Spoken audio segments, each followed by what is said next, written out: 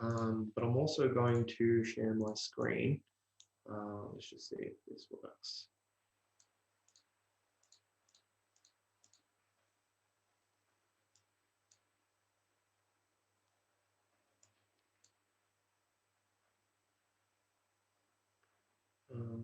So give me one sec. Okay, so I can see you, Kathleen. Can everyone else see my screen as well? Just pop something in the chat box if you can. Yeah. Awesome.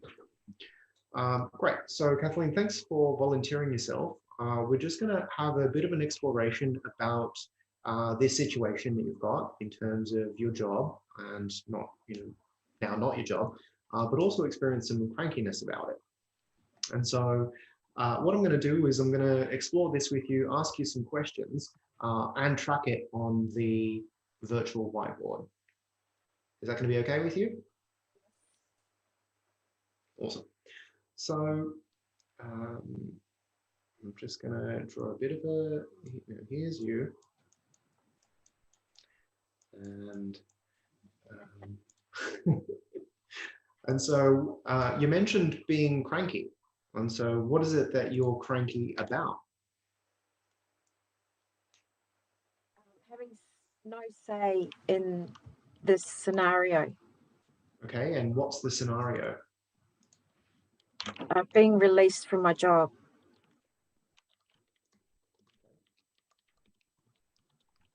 So, okay, so you've got no say in being released from your job. And so this is, released. And what does it mean to you that, you don't have a say in being released from your job? It's about fairness and procedure. Okay. What do you mean by fairness?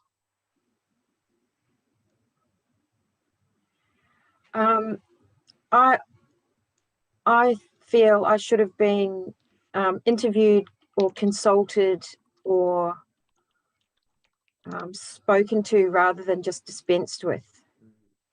Yeah, right.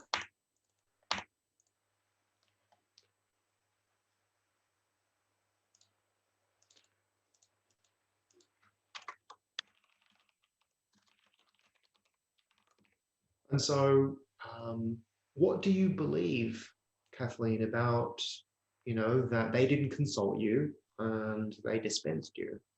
What do you believe about that?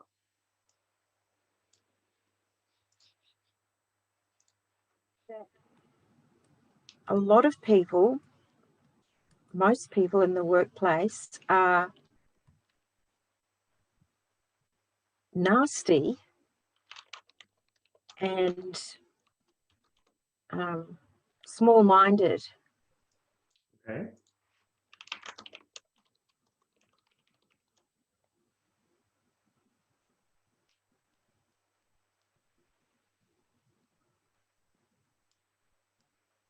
And so how does that relate to the fairness of not being consulted and being dispensed?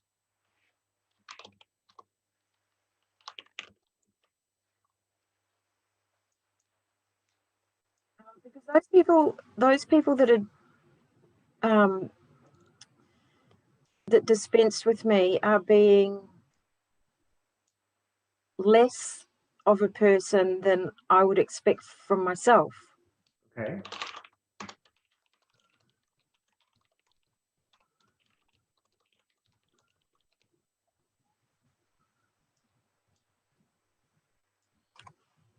And so what's the frame of reference that you're holding in mind, Kathleen, about this people or this person being less than a person that you would expect?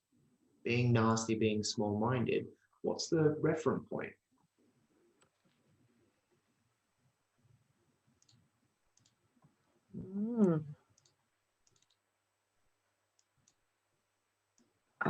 I'm not sure. I'm sure there is one, but I can't put my finger on it. Okay. Is there a movie that you're running in mind about this particular person being nasty or small-minded? Yeah, the movie is that internal culture wins every time. What does that mean?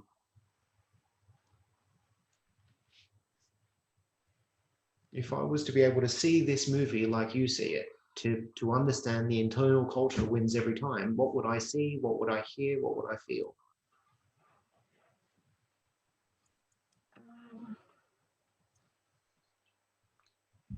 That you can paddle upstream, but you're not going to get anywhere. Okay.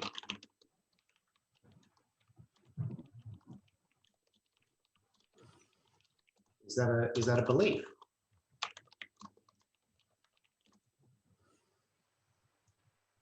Yes. Okay.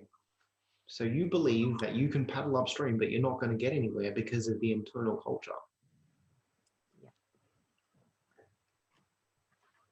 What do you believe, excuse me, what do you believe about this belief?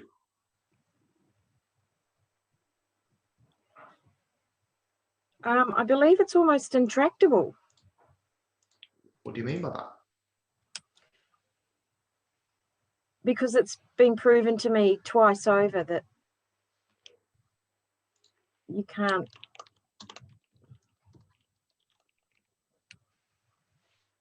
You can't what? That the Goliath usually wins. How are you using the word Goliath? Yes, I know. It's an oxymoron because David won, didn't he? And so when you're saying Goliath, what are you referring to?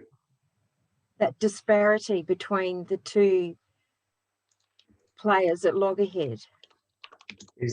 Are you talking about the organization? Are you talking about your manager? Are you talking about, the team, the culture? Who's the Goliath? Goliath is the corporation and the management and the culture. Okay. And so it presupposes, so this disparity, that it's been proved to you twice over that the Goliath usually wins, presupposes you lost. Do you believe that? Not entirely. Not on paper, yes, but on the day, no. But on paper, yes. Okay. What does it mean to you that you lost on paper?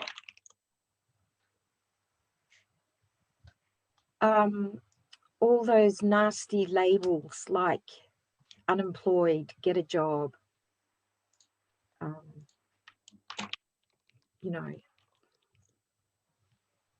don't just get a job, get a better job. Okay. What does this say about you as a person, that you're unemployed, that you lost on paper?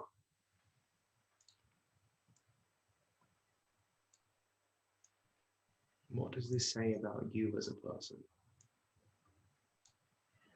Well, not much really. It depends whose game I'm playing, because there's more than one way to skin a cat.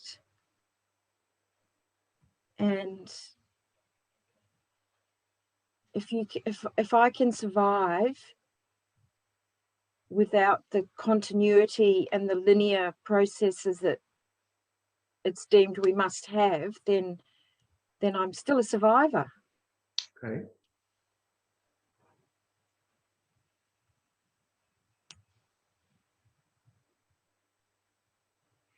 As you say that you're a survivor, how does that feel for you?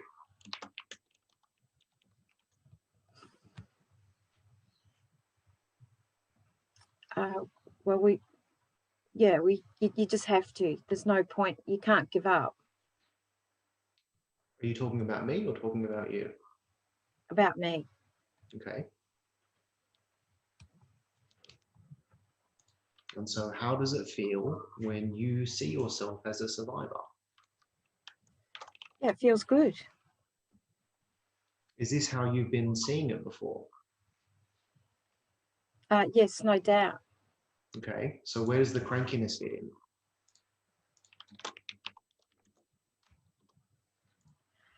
Just that thing about common decency, the right of reply.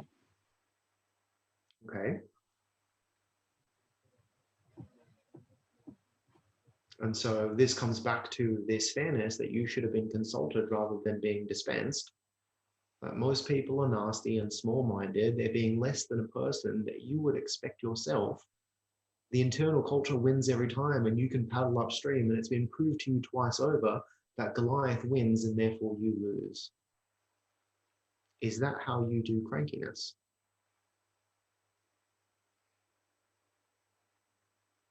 Yeah, that's how it gets me there. Yeah. You just cut out for me. You cut out for a moment. I didn't quite hear that. Is that how? Yeah, that's how it gets me there. The Yeah, line up. yeah. So that's how you get yourself there. Hey, Yeah. what's the positive intention for you to think this way?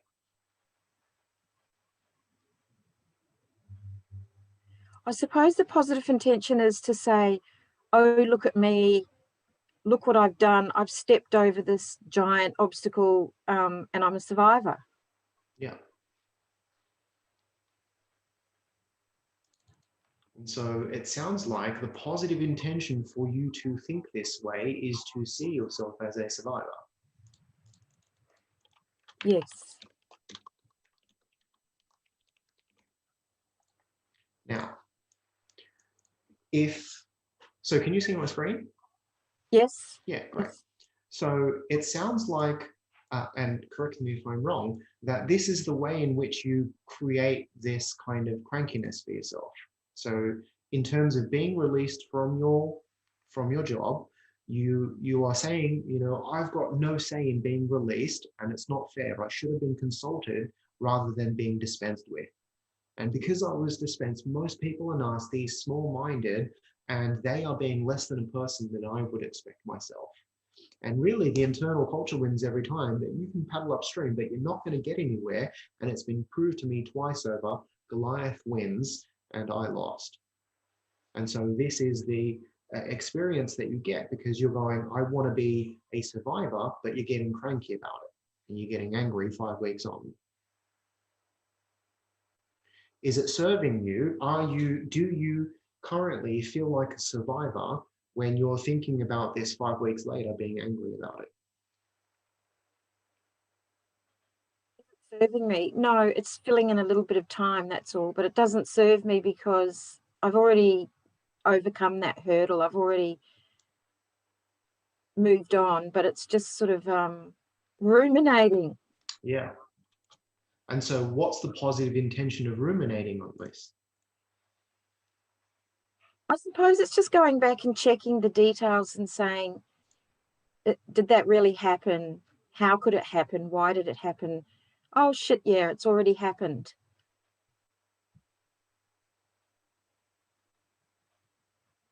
And so I'm not clear on what's the positive intention of ruminating on it. I don't know. Yeah, maybe just. Well, that's the way I feel it is actually, because it's such a shock to my system that I do actually look at it from a distance and think, did that really happen? So it's sort of a way of checking, double checking, like, I didn't just dream it up. Okay. And so is this serving you to double check it, triple check it 5 weeks on? Did it really happen? Oh shit, it did happen. I'm still angry about it. Oh, it's not serving me at all. I mean, I've already done the hard yards, but yeah, I have to put it to bed eventually. Okay, you don't have to. Would you like to? Or would you like to hold on to this disparity, this unfairness? I absolutely want to release it. Okay. Now, if you could wipe the slate clean and think about this differently in service of being a survivor, what would you like to think differently?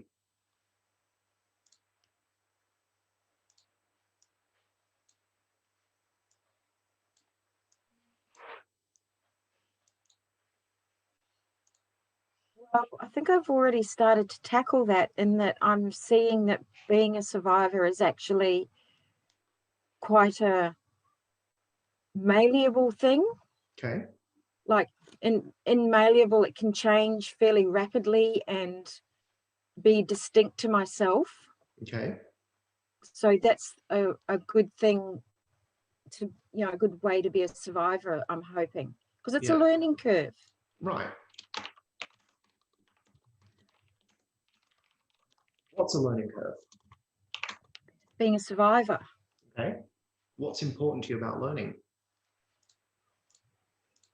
making something new out of something old. Right.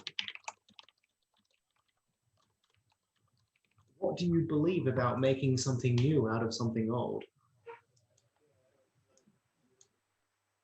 That you can make a silk purse out of a sow's ear. Okay. Haven't heard that one before. I think it's in the Bible. Okay. So what Not is that it? I, A silk purse out of what? silk purse out of a sow's ear, A a sow's pig's ear. ear. A pig's ear. Yeah. So you can make a silk purse out of a pig's ear. What does that mean to you? I'm very clever. Yeah. The word that comes up for me is resourceful. Yeah, yeah. I'm actually a vegetarian, so I wouldn't be toting around a pig's ear. Okay. Yeah. And so when you think about being released from your role, and that actually it's a learning curve and an opportunity for you to make something new out of something old, like being able to create a silk purse out of a pig's ear, and that actually in doing so, you realize your own cleverness and resourcefulness. How does that feel? Yeah, really good. What does really good mean? What's the experience? It feels empowering. Okay. Now, if you had a choice, because you do, Kathleen, would you rather feel cranky that you lost, that the internal culture won, or would you rather feel empowered because actually this is a learning curve and you get to make something new out of something old? Which one would you like to choose? Yeah, I've already chosen the learning curve, and I'm doing really well. Yeah. And so will you, anytime you find yourself being cranky or angry or annoyed, will you remember that actually this is a learning curve, an opportunity for you to make something new? Cool. Well, thank you so much for sharing, Kathleen. Really appreciate your honesty.